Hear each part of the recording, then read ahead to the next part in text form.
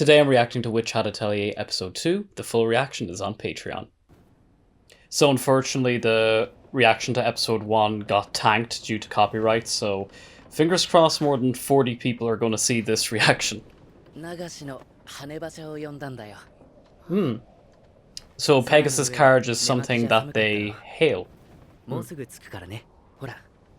are we going to get more beautiful scenery that I've been accustomed to with the first episode?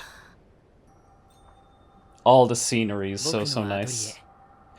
Oh, Atelier. Oh, it's a wizard school show. Okay, so for the OP, I'm definitely cutting the music just to be safe with the copyright, but I'll tell you how I think about it. Love the animation so far. Okay, we got a pink-haired girl, we've got a dark-haired person. Whoa, a big fancy-looking guy. Ah, she looks so cute. So there's about 4 of them, then. Wow, this is a lot of information we're getting in the OP. Okay, I would consider myself already hooked just by the OP alone. They spared no expense making that OP. School of the Grassland. Oh my god, I cannot get over how good the scenery is. I promise I'm paying attention to the plot.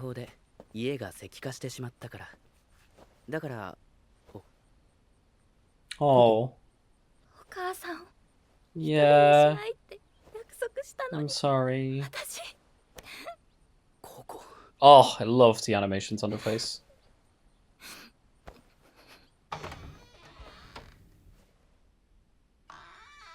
I really hope you're a nice witch, because she really deserves to be given a break here.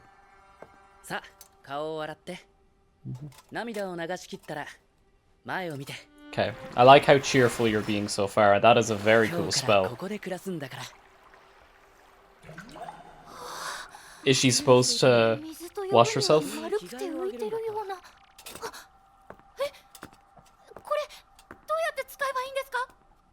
That felt unnecessary. He could have explained it to her. A new character? So is his home part of the Atelier where she's going to be learning?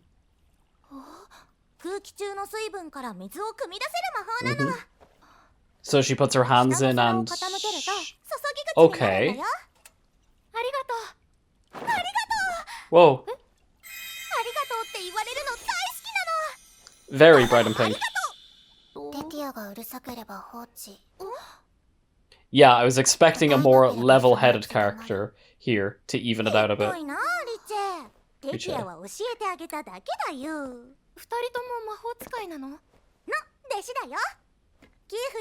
Okay, so we're being thrown right into the learning environment already.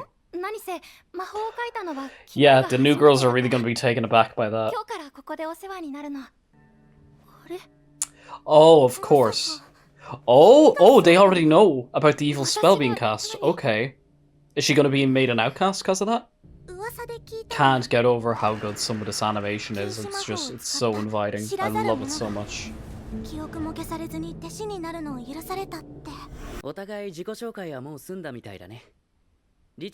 glad that there's other girls here as well, so it doesn't feel as much like she's essentially being kidnapped. Is she going to get the new little hat as well? She looks cute.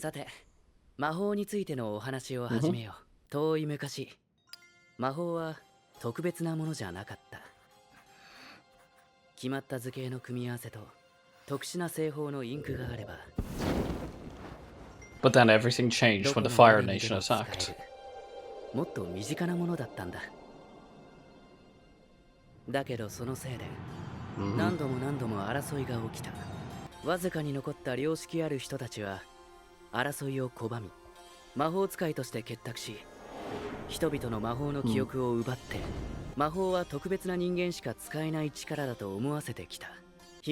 so this is everything that we could infer from the previous episode.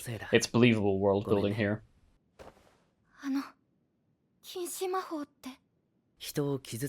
Yeah, I'm curious to hear who the people are that are actually going to be using forbidden magic.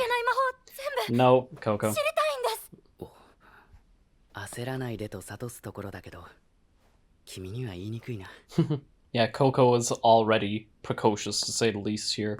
And I can understand him feeling very conflicted about wanting to teach her anything at all. シンプルだ。人体そのものにかける魔法はいかなる時も禁止とする。一つだけ例外があるけど。記憶を消す魔法。Yeah.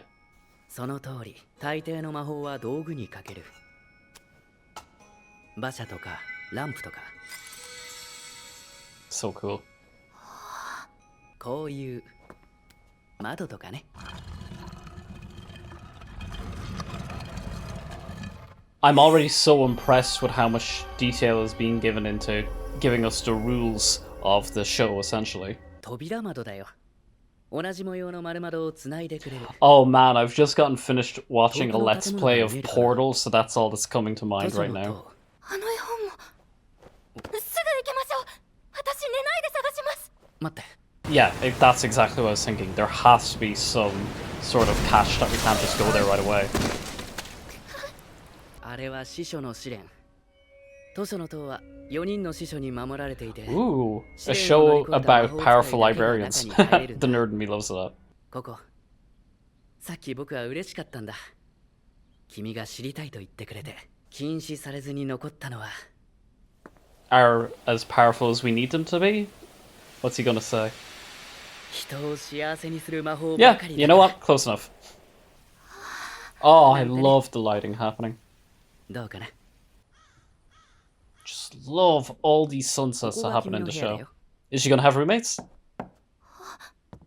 What are we seeing? Oh, that sunset light. I love it. I am glad that we're getting a more deliberately paced episode after everything that happened the final quarter of the last one. I think that was a very clever writing decision. Yeah,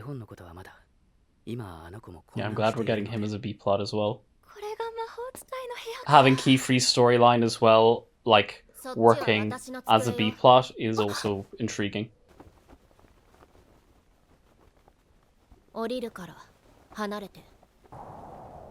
I wonder, is this a girl? Could be non-binary either. Her reputation is already well known.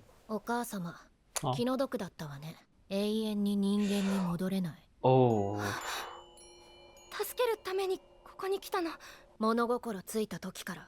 Don't be mean to her, okay? She's new.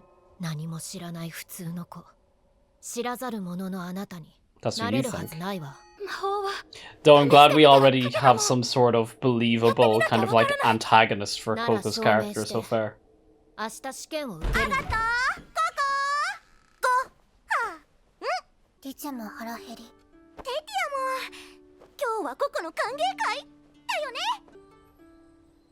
Ooh, the night shot is nice. And then does Agot not eat with them because she's too good? Or they? I don't know their pronouns. Okay, she.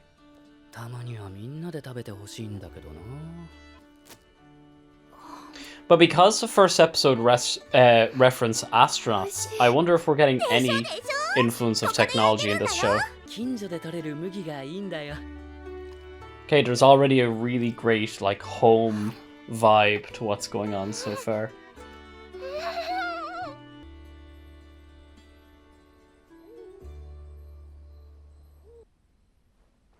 So, I wonder, are we going to get some shape or form of inciting incident towards the rest of this episode now?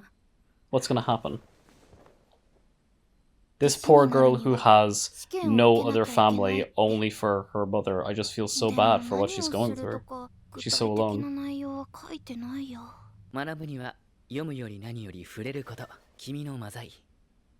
Ah, yes, we saw them being carried in a couple of scenes ago. I do like the different mix of animation styles that seem to be working throughout the show so far.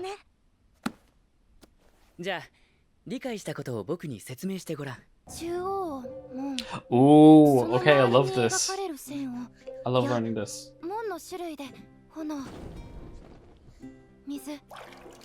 Oh, I just know some people are gonna get these tattooed. んな魔法になるかが決まり、覚えるだけで精一杯。でも説明できたじゃない。ダメだよ捨てちゃ。 Yeah, it's definitely able to be a lot more playful with the animation style. 途切れてたら魔法は発動しないよ。 Yeah, I think I'm really going to like going into a brand new anime where the pacing is allowed to really be slowed down and have these little slice of life 初めて立っ scenes. た子馬みたいなものだから。さ、線をつなげ It て just means that the 発動させて comedy みて that ごらん。 does show up in the show is a lot more natural by that means.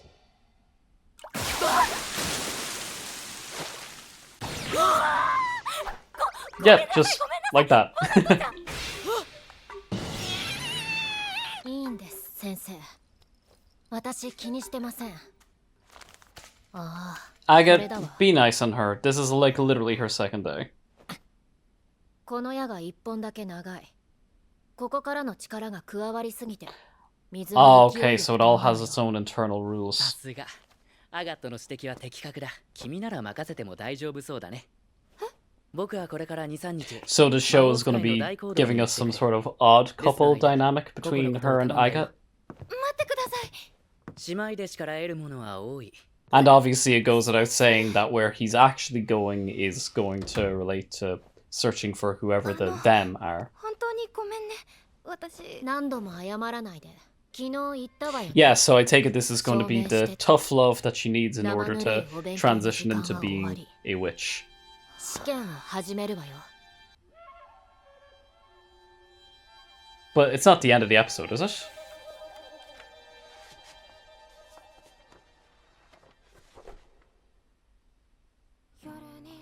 You're joking me. That was 22 minutes? What? Likewise, I will have to cut the audio for this ED due to copyright, but I am paying attention to it. Okay, we get a scene there similar to her mother being crystallized in the previous episode. Okay, I know the fan on my laptop for whatever reason is being a little bit louder than usual. Don't know why that's happening, but we're going to roll with it.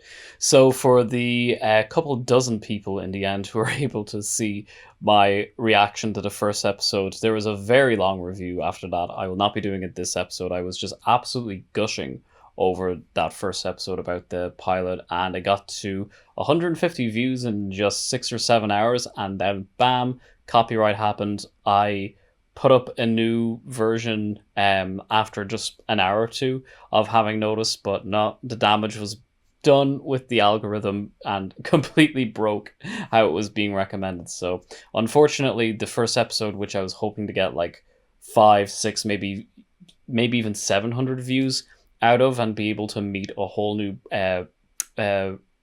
reach of people, it hasn't even reached 50 views, which is disappointing, not only for channel growth, but also because I just want to be able to meet more of you guys and that kind of thing. But be that as it may, this is going to be a shorter review talking about the episode, which I think was a nice it was a nice follow-up to what we got in the first episode. As I said throughout the reaction, I like the more deliberate pacing. I think there was like a lot of really great comedy throughout the episode.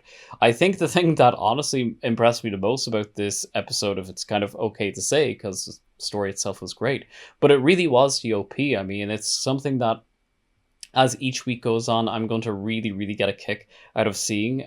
God, there was just so many different anime, like all the hands coming through, the kind of like the picture frame storybook like aspect of framing the characters as well. The way the music had so many different tones going on that just complemented the visuals so nicely. There's just so much amazing like line drawing and animation throughout the OP. And yeah, I don't know how else to say it other than it just really kind of captivated me. I think having the OP placed there, well, first of all, there was so much to do in the opening pilot. I'm glad they didn't have an OP there, but I think because we are now adapting to an Atelier, which I now know what that is. I didn't know what it was before this show began. I think it makes sense to have the OP played there.